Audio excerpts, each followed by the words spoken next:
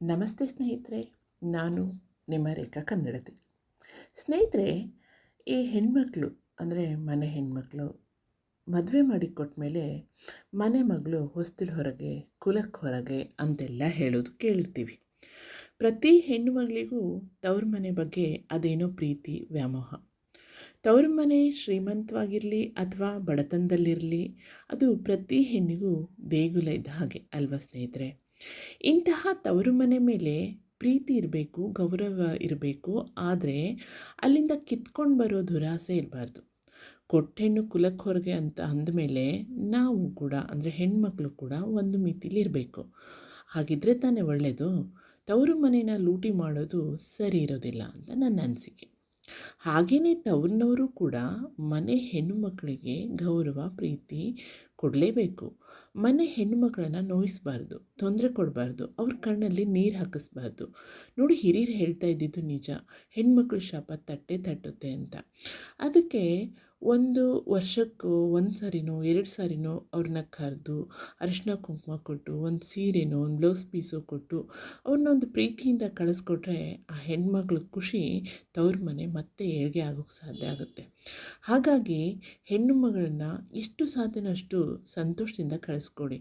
ಅವಳೇನು ಬಂಗಾರ ಕೇಳೋದಿಲ್ಲ, ಮನೆ ಕೇಳೋದಿಲ್ಲ, ಆಸ್ತಿ ಕೇಳೋದಿಲ್ಲ. ಎಲ್ಲೋ ಇರ್ಬೋದು ಒಂದು 10% 100ಗೆ. ಆದರೆ ಎಲ್ಲ ಮನೆ ಹೆಣ್ಮಕ್ಳು ಅದೇ ಥರ ಕೆಟ್ಟವರಾಗಿರೋದಿಲ್ಲ ಅನ್ನೋದನ್ನು ಮೊದಲು ತಿಳ್ಕೊಬೇಕಾಗತ್ತೆ.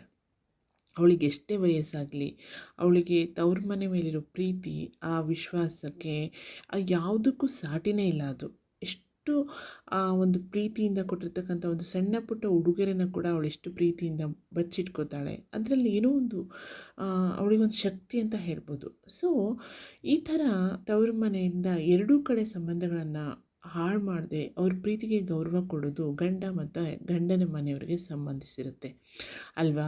ಮೊನ್ನೆ ಬಸ್ಸಲ್ಲಿ ನಾನು ಹೋಗೋವಾಗ ಒಬ್ಬರು ನನ್ನ ಪಕ್ಕ ಬಂದು ಕೂತರು. ಅವ್ರು ಸಿರ್ಸಿ ಕಡೆಯವರು. ಅವ್ರು ನಮ್ಮೂರಿಂದ ತವ್ರ ಮನೆಗೆ ಹೋಗಿ ವಾಪಸ್ ಬರ್ತಾಯಿದ್ರು. ಅವರು ಏನು ತವ್ರಿಗೆ ಹೋಗಿದ್ದೆ ಮೇಡಮ್ ಅಂತ ಹೇಳಿದರು. ಆಗ ಯಾಕೆ ಒಬ್ಬರೇ ಹೋಗಿದ್ರಲ್ಲ, ಜೊತೆ ಯಾರೂ ಇಲ್ವಲ್ಲ ಅಂತ ಕೇಳಿದೆ. ಇಲ್ಲ, ಏನು ಹೇಳಬೇಕು ನಾನು, ನಮ್ಮ ತವ್ರನವರು ಭಿಕಾರಿಗಳು ಅಂತ ಹೇಳಿ ನನ್ನ ಮಕ್ಕಳನ್ನ ಅಂದರೆ ಗಂಡ ಕೂಡ ಅವ್ರ ಅತ್ತೆ ಮಾವ ಕೂಡ ಅವ್ರ ಜೊತೆ ಮಕ್ಕಳನ್ನ ಕಳಿಸೋದಿಲ್ವಂತೆ. ನೀನು ಬೇಕಿದ್ರೆ ಹೋಗು, ಅದು ಒಂದು ದಿನದ ಮಟ್ಟಿಗೆ ಹೋಗಬೇಕು ಅಂತ ಹೇಳಿದರು ಅವರು. ಪಾಪ ನಮ್ಮೂರಿಂದ ಅವರು ಸಿರ್ಸಿ ಅಂದರೆ ಸಿಕ್ಕಾಪಟ್ಟೆ ದೂರ.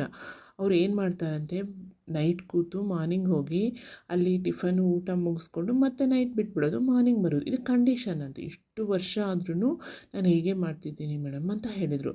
ನನಗೆ ಅಯ್ಯೋ ಪಾಪ ಅನ್ನಿಸ್ತು. ಯಾಕೆ ಅಂದರೆ ನೋಡಿ, ತವ್ರ ಮನೆ ಅಂದರೆ ಅದು ಬಡತನ ಇರಲಿ ಸಿರಿತನ ಇರಲಿ, ತವ್ರ ಮನೆಯೇ ಅಲ್ವಾ. ಸೊ ಅಂಥದ್ರಾಗ ಎಲ್ಲೋ ಒಂದು 2-3 ದಿನ ಅವ್ರನ್ನ ಕಳಿಸ್ಕೊಟ್ರೆ ಏನೋ ಒಂದು ಖುಷಿಯಿಂದ ಇದು ಬರ್ತಾರೆ. ದಿನಾ ಮೃಷ್ಟಾನ್ನ ಭೋಜನನ ಯಾವ ಹೆಣ್ಮಕ್ಳು ಕೇಳೋದಿಲ್ಲ. ಅಲ್ಲಿರ್ತಕ್ಕಂತಹ ಒಂದು ರೊಟ್ಟಿ ಪಲ್ಯನಾದರೂ ತಿನ್ಕೊಂಡು ಬಂದು ಆ ಮೃಷ್ಟಾನ್ನ ಭೋಜನ ಉಂಡು ಬಂದೆ ಅನ್ನೋ ಫೀಲ್ನ ಪ್ರತಿ ಹೆಣ್ಮಗಳು ಮಾಡ್ತಾಳೆ. ಹಾಗಾಗಿ ಖಂಡಿತವಾಗ್ಲೂ ತವ್ರ ಮನೆಯವ್ರನ್ನ ಯಾರೂ ಕೇವಲವಾಗಿ ನೋಡಬೇಡಿ. ಅವ್ರು ಹೇಗೇ ಇರಲಿ, ಅವರ ಒಂದು ಪ್ರೀತಿ ವಿಶ್ವಾಸ ಅಷ್ಟೇ ಬಯಸ್ತಾಳೆ ಪ್ರತಿ ಹೆಣ್ಣುಮಗಳು. ಹೀಗೆ ಒಂದು ತವ್ರ ಮನೆ ಪ್ರತಿ ಹೆಣ್ಣಿಗೂ ಒಂದು ದೇವಸ್ಥಾನ, ಸ್ವರ್ಗ ಇದ್ದ ಹಾಗೆ. ಹಾಗೆಲ್ಲ ಯಾರೂ ಅದನ್ನು ಕಡೆಗಣಿಸಬಾರ್ದು. ಒಬ್ರಿಗೊಬ್ರು ಪ್ರೀತಿ ಗೌರವ ಕೊಟ್ಟಾಗಲೇ ಸಂಬಂಧಗಳು ಉಳಿಯೋದು. ಹಣನೇ ಎಲ್ಲದಕ್ಕೂ ಮುಖ್ಯ ಆಗೋದಿಲ್ಲ. ಯಾಕೆಂದರೆ ಹಣದಿಂದನೇ ಪ್ರತಿಯೊಬ್ಬ ಮನುಷ್ಯನ ಅಳಿಬೇಕಾದ್ರೆ ಇಲ್ಲಿ ಪ್ರೀತಿಗೆ ಎಲ್ಲಿ ಬೆಲೆ ಇರುತ್ತೆ ಹೇಳಿ. ಹಾಗಾಗಿ ದಯವಿಟ್ಟು ತವ್ರ ಮನೆಯವ್ರಿಗಾಗಲಿ, ತವ್ರ ಮನೆ ಕಡೆಯವ್ರಿಗಾಗಲಿ ಅಥವಾ ಗಂಡನ ಮನೆಯವ್ರಿಗಾಗಲಿ ಯಾರು ನೆಗ್ಲೆಕ್ಟ್ ಮಾಡದೆ ಒಬ್ರಿಗೊಬ್ರು ಪ್ರೀತಿ ವಿಶ್ವಾಸದಿಂದ ಇರೋ ಪ್ರಯತ್ನ ಪಡೋಣ. ಇಲ್ಲ ಅಂದರೆ ಎಲ್ಲ ಕಡೆಯೂ ನಾವು ಹಣನೇ ಮುಖ್ಯ ಅಥವಾ ಹಣನ ನಾವು ಮಧ್ಯೆ ತಂದರೆ ಯಾವ ಸಂಬಂಧಗಳು ಶಾಶ್ವತವಾಗಿ ಉಳಿಯೋದಿಲ್ಲ ಅನಿಸುತ್ತೆ ಅಲ್ವಾ ಸ್ನೇಹಿತರೆ. ಯಾಕೋ ಈ ವಿಚಾರ ನಿಮ್ಮ ಹತ್ರ ಶೇರ್ ಮಾಡ್ಕೋಬೇಕು ಅನ್ನಿಸ್ತು. ಮತ್ತೆ ಸಿಗೋಣ ಸ್ನೇಹಿತರೆ. ನಮಸ್ತೆ.